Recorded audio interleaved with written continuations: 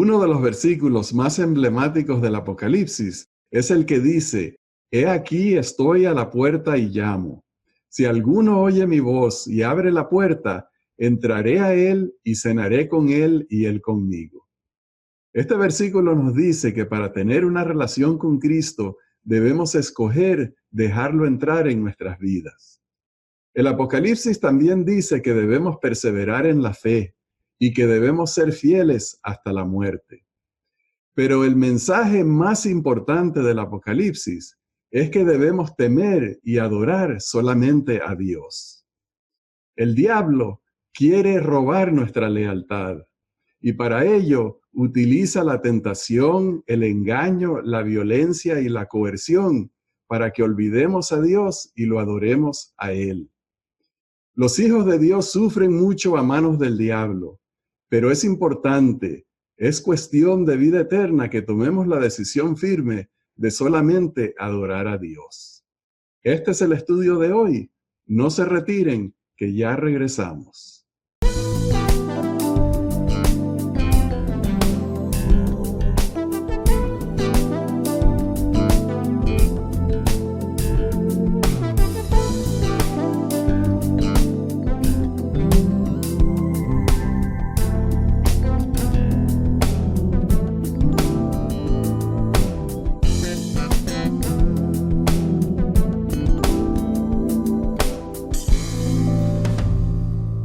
Hola, apreciados hermanos, bienvenidos a Perspectiva Bíblica.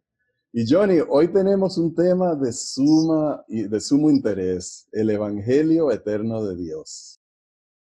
Mejor que eso no se pone, Rafael. El Evangelio es la clave de todo. Amén. Y para que nos ahorre el tiempo, como tú siempre tienes esa tendencia a hablar tanto, me parece que debemos empezar con oración. Amén. Querido Padre Celestial, estamos agradecidos por la oportunidad de tomar este tiempo para hablar del Evangelio eterno. Abre nuestros corazones y nuestras mentes. Pon tu Espíritu Santo en nuestros corazones para que entendamos las Escrituras y nos consagremos más plenamente a ti. Lo rogamos en el nombre de Jesús. Amén. Amén, amén. Apocalipsis 14:12 habla de este énfasis en particular. Leemos: aquí está la paciencia de los santos, los que guardan los mandamientos de Dios y la fe de Jesús. Rafael, ¿qué te parece esa declaración del hermano Juan en el Apocalipsis? Johnny, hay un énfasis en la experiencia del cristiano, en que la religión no es una cuestión mental, no es un ejercicio académico, sino que es algo que vivimos en la vida.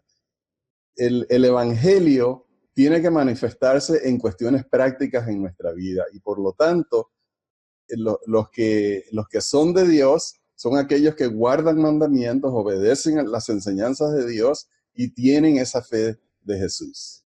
Y eso, Rafael, está ejemplificado por el hecho de que no hay neutrales. No puede haber neutrales. En la Escritura nos presenta la palabra de Dios: o estás del lado de Dios con los mandamientos y la fe de Jesús, o estás del lado del enemigo siguiendo las inclinaciones del orgullo y la vanidad. ¿Pueden haber neutrales? Según el Diccionario Real de la Academia Española, adorar significa reverenciar o rendir culto a un ser que se considera de naturaleza divina. También dicho de un cardenal, postrarse delante del Papa después de haberlo elegido en señal de reconocerlo como un legítimo sucesor de San Pedro. También otra definición es amar con extremo y una última definición, gustar de algo extremadamente. Así que la idea de adorar a Jesús, de adorar a Dios, implica una elección.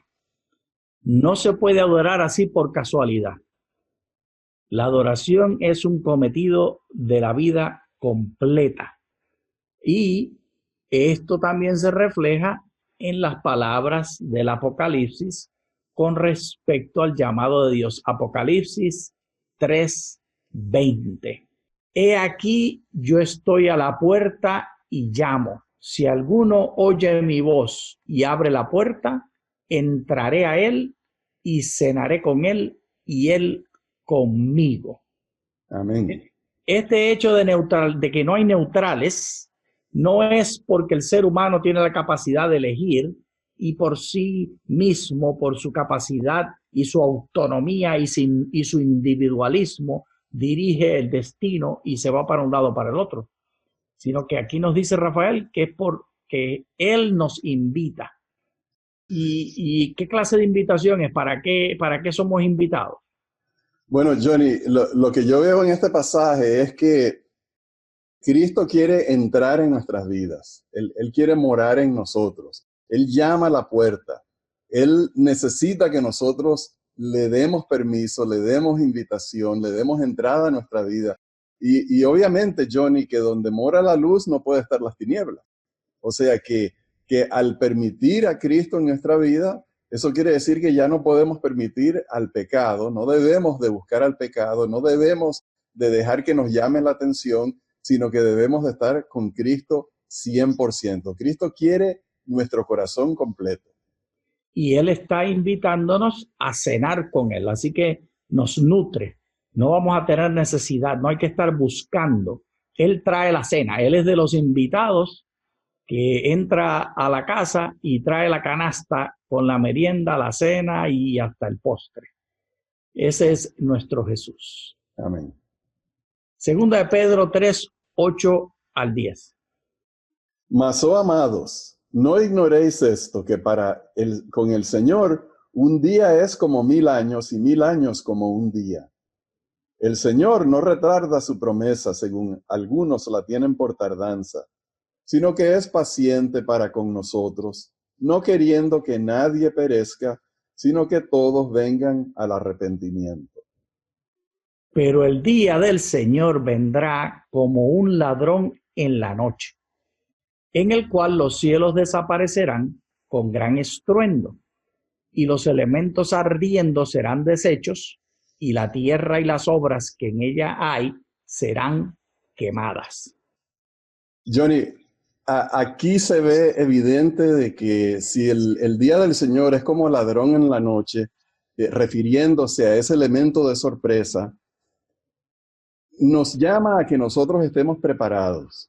Siempre debemos de estar preparados, siempre debemos de estar con Jesús, siempre debemos de tener la fe en nuestro corazón, nuestra mente dedicada al Señor, nuestra voluntad deseosa de servir al Señor, porque en realidad nosotros no debemos de ser sorprendidos como un ladrón en la noche, porque Cristo nos dio muchísimas señales. Así que estamos esperando, estamos aguardando esa manifestación grandiosa de nuestro Salvador y Señor Jesucristo. Y la razón principal, Rafael, por la cual no hemos de ser sorprendidos es porque la Biblia nos presenta el mensaje. La Biblia es el centro y es el vehículo a través del cual sabemos la voluntad de Dios. Y esto lo dice una y otra vez la Escritura en diferentes símbolos. En esta ocasión se refiere a unos ángeles, específicamente 3. Y el primero de ellos se presenta en Apocalipsis 14, versos 6 y 7. Vi volar por en medio del cielo a otro ángel que tenía un evangelio eterno para predicarlo a los que habitan sobre la tierra, a toda nación, tribu, lengua y pueblo, diciendo a gran voz: temed a Dios y dadle gloria, porque la hora de su juicio ha llegado, y adorad a aquel que hizo el cielo y la tierra, el mar y las fuentes de las aguas. Amén y aleluya. Nosotros hemos de adorar al Creador. Y este primer ángel hace un énfasis particular en estos detalles y une la creación con la redención y lo llama entonces el Evangelio eterno. El adventismo del séptimo día en particular ha procurado unir estos dos detalles, porque nosotros damos un énfasis a la creación, a los primeros 3 capítulos del libro de Génesis y el origen de este sistema de cosas, pero además de eso, el énfasis particular en el servicio a Dios en el tiempo del fin, porque enfatizamos el advenimiento. Adventistas enfatizando la venida que este primer ángel está anunciando, y del séptimo día enfatizando la creación, que nos recuerda cada sábado la fiesta del cumpleaños semanal, que Dios es el creador. Y eso es evangelio eterno, Rafael, porque el evangelio eterno no es un parcho mal pegado, sino que empieza desde la creación. Y otra cosa que debemos de leer en este pasaje, Johnny, es que la adoración no es un acto que hace el ser humano hacia Dios en aislamiento o sin respuesta. La creación nos dice a nosotros que el corazón, algo muy importante, muy íntimo de la creación, es que Dios iba a tener una relación con el ser humano. El ser humano no estaba solo. Eso era una relación del ser humano sin impedimentos de ningún tipo con Dios. Y entonces la adoración también, Johnny, es como dejar entrar a Cristo en el corazón para cenar con Él y Él con nosotros. O sea que esto se refiere a tener una relación con el Señor. Y esta relación, Rafael, la podemos tener con Dios y nos imaginamos algunos seres humanos que es totalmente independiente de la relación con los que estamos aquí en la tierra. Y este primer ángel trae la atención a la creación y a la venida de Jesús, porque esto nos dice que es algo físico, es algo que está atado a la creación de Dios y a nuestra relación con todas las criaturas que Dios creó, tanto los seres humanos, nuestros vecinos, también la tierra en sí misma, Rafael. Tenemos una responsabilidad con ella. Hay una parábola que el Señor Jesús declaró que puede causar mucha confusión, Rafael, porque hay quienes quieren que cada pedacito de cada escritura sea uno a uno una enseñanza exacta de lo que Dios quiere. Cuando leemos la parábola aquí que vamos a enfatizar, nos damos cuenta que no existe esta relación de uno a uno. Si usted quiere forzarla, está haciendo algo contrario al propósito de la palabra de Dios. Tanto las profecías como las parábolas, en ocasiones no hay una relación de detalle a detalle. ¿Qué te parece, Rafael? Lo leemos para ver de qué estamos hablando. Vamos a leerlo. Había un hombre rico que se vestía de púrpura y de lino fino y celebraba todos los días fiestas espléndidas. Había también un mendigo llamado Lázaro que estaba echado a la puerta de aquel lleno de llagas y ansiaba saciarse de las migajas que caían de la mesa del rico, y aún los perros venían y le lamían las llagas. Aconteció que murió el mendigo y se fue llevado por los ángeles al seno de Abraham, y murió también el rico y fue sepultado. Y en el Hades alzó sus ojos, estando en tormentos, y vio de lejos a Abraham y a Lázaro en su seno. Entonces él, dando voces, dijo: Padre Abraham, ten compasión de mí, y envía a Lázaro para que moje la punta de su dedo en agua y refresque mi lengua, porque estoy atormentado en esta llama. Pero Abraham le dijo: Hijo, acuérdate que recibiste tus bienes en tu vida, y Lázaro del mismo modo males. Pero ahora este es consolado aquí, y tú atormentado. Además de todo esto, una gran sima está puesta entre nosotros y vosotros, de manera que los que quieran pasar de aquí a vosotros no puedan, ni de allá pasar para acá. Entonces le dijo: Te ruego pues, Padre, que le envíes a la casa de mi padre, porque tengo 5 hermanos, para que les prevenga seriamente, a fin de que no vengan ellos también a este lugar de tormento. Y Abraham le dijo: A Moisés y a los profetas tienen, que los oigan. Él entonces dijo: No, padre Abraham, sino que si alguno va a ellos de entre los muertos, se arrepentirán. Mas Abraham le dijo: Si no oyen a Moisés y a los profetas, tampoco se persuadirán, aunque alguno se levante de los muertos. Rafael, el primer ángel trae un mensaje para atraer la atención de la gente al propósito de Dios y a la redención provista por el Señor Jesucristo. Por eso trae el Evangelio eterno, por eso habla de los mandamientos de Dios.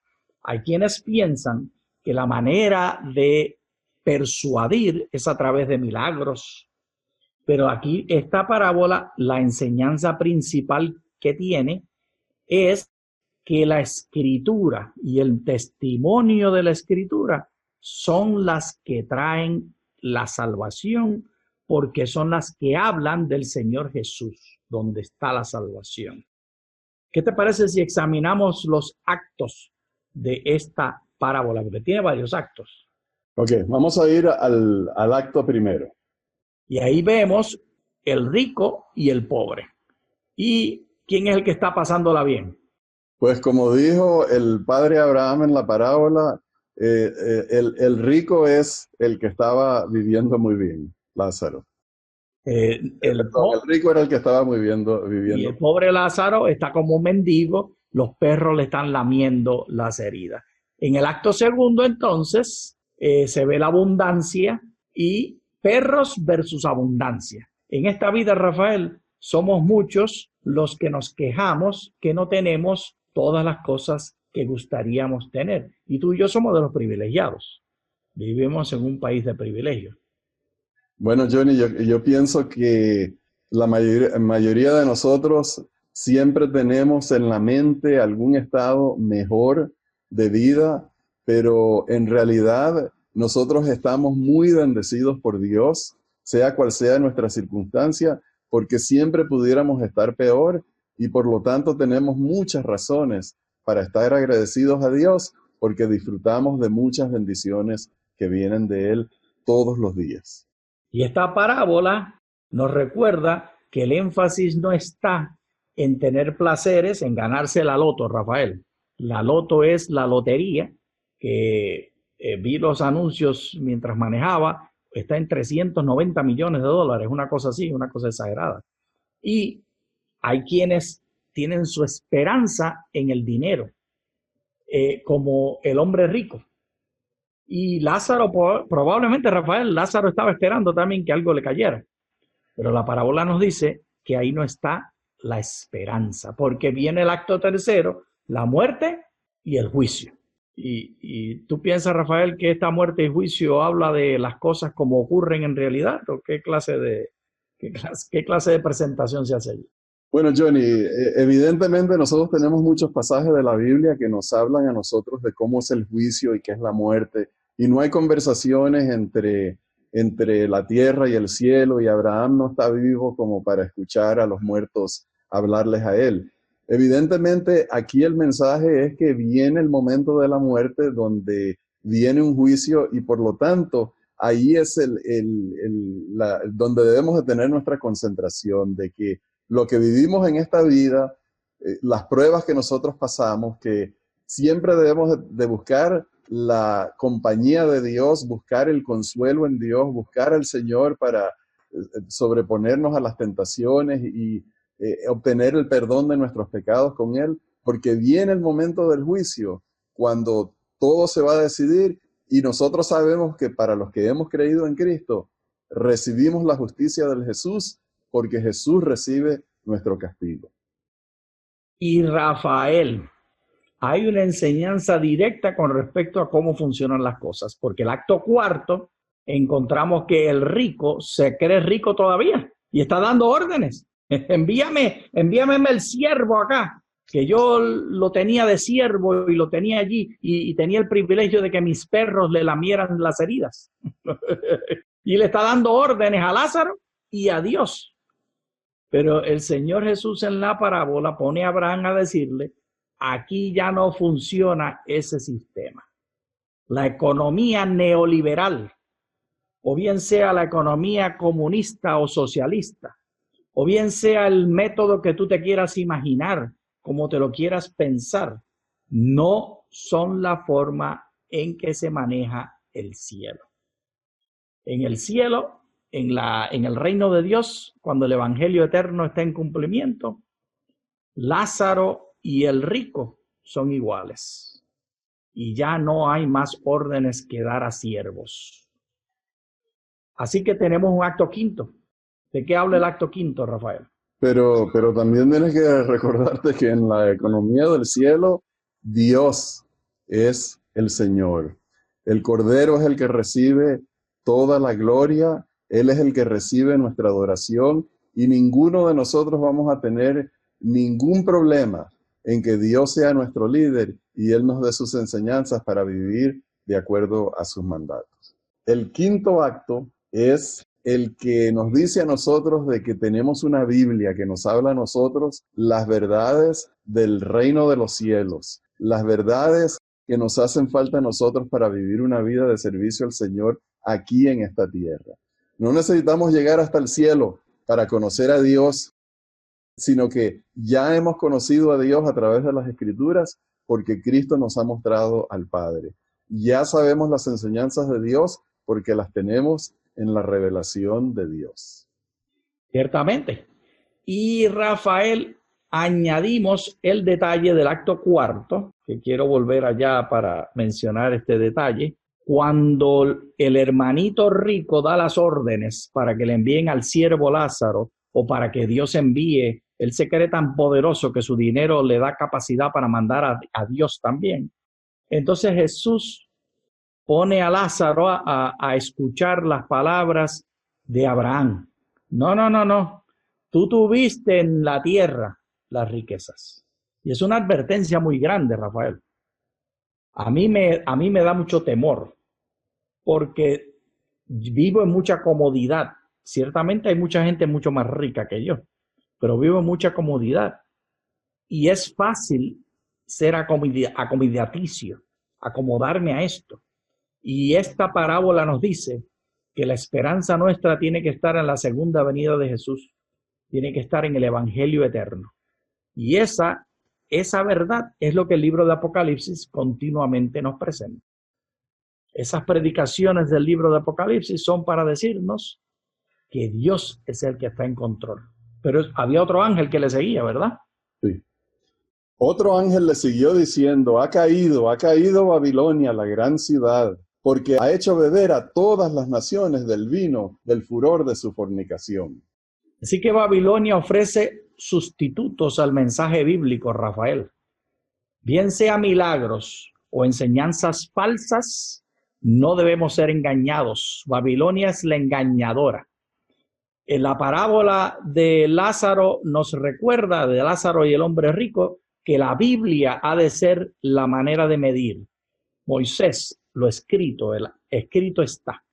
Y tampoco debemos dejarnos llevar por aquellos que pretenden hacer milagros en el nombre de Dios, vistiéndose los lobos con apariencia de ovejas. Y eso es lo que el segundo ángel nos recuerda.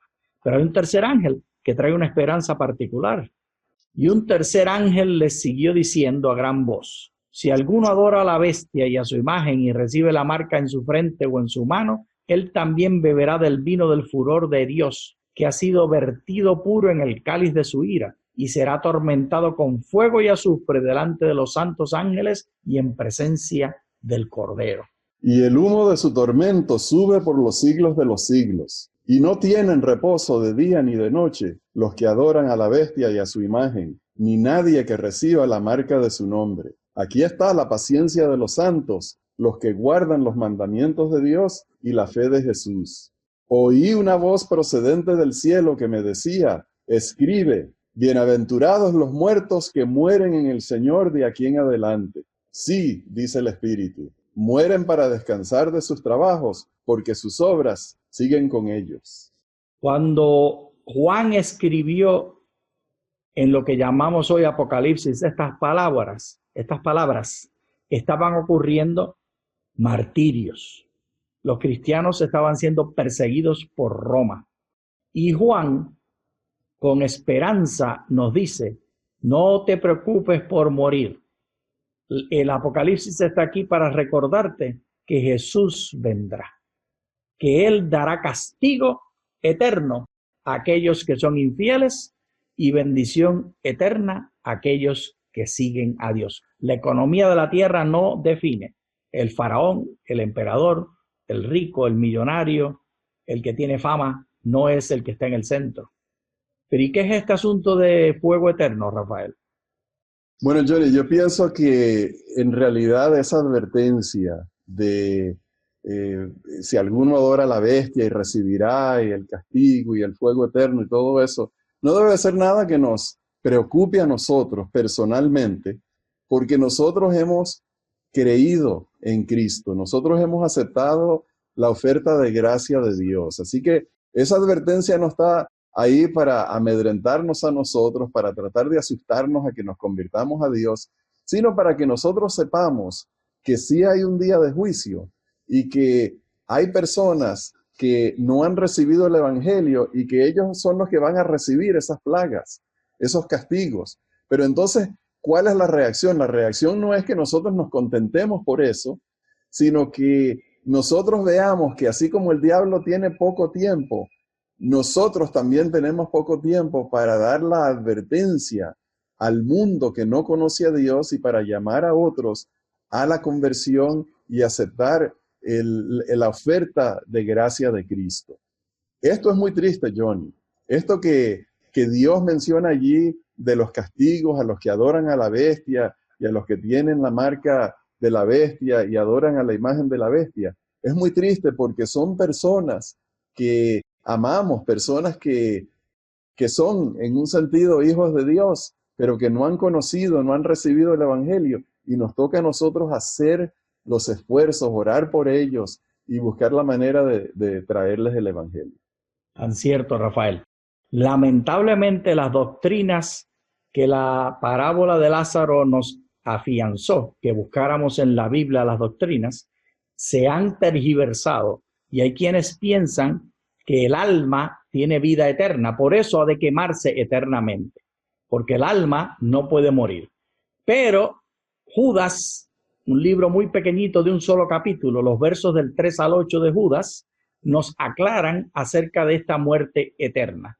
Amados, por la gran solicitud que tenía de escribiros acerca de nuestra común salvación, me he visto en la necesidad de escribiros, exhortándoos a que os contendáis ardientemente por la fe que ha sido transmitida a los santos de una vez por todas. Porque se han introducido solapadamente algunos hombres, los que desde antes habían sido destinados para esta condenación. Hombres impíos, que convierten en libertinaje la gracia de nuestro Dios y niegan a Dios, el único soberano, y a nuestro Señor Jesucristo. Mas quiero recordaos, ya que una vez lo habéis sabido, que el Señor, habiendo salvado al pueblo sacándolo de Egipto, después destruyó a los que no creyeron y a los ángeles que no guardaron su dignidad, sino que abandonaron su propia morada. Los ha guardado bajo oscuridad en prisiones eternas para el juicio del gran día. Como Sodoma y Gomorra y las ciudades vecinas, las cuales de la misma manera que aquellos, habiendo fornicado e ido en pos de vicios contra naturaleza, fueron puestos como ejemplo sufriendo el castigo del fuego eterno. No obstante, de la misma manera, también estos soñadores mancillan la carne, rechazan la autoridad y blasfeman de las potestades superiores. Y rapidito, Rafael, vemos el próximo slide, como Sodoma y Gomorra y las ciudades vecinas fueron puestas, por ejemplo, sufriendo el castigo del fuego eterno. No está siendo quemada Sodoma y Gomorra hoy en día. Génesis 13:10 nos dice dónde estaba Sodoma y Gomorra, porque Lot levantó sus ojos y la vio desde donde él se encontraba, y no se está quemando ningún sitio allí. Ese juicio será eterno en consecuencias, no será eterno en quemación, en quemarse. Y esto es importantísimo porque el alma nunca es inmortal. Siempre desde la creación el alma ha dependido del fruto del árbol de la vida. Dios es el único eterno. Bien, se nos ha acabado el tiempo. Gracias, queridos hermanos, por habernos acompañado. Les deseamos grandes bendiciones de Dios. Muchas gracias.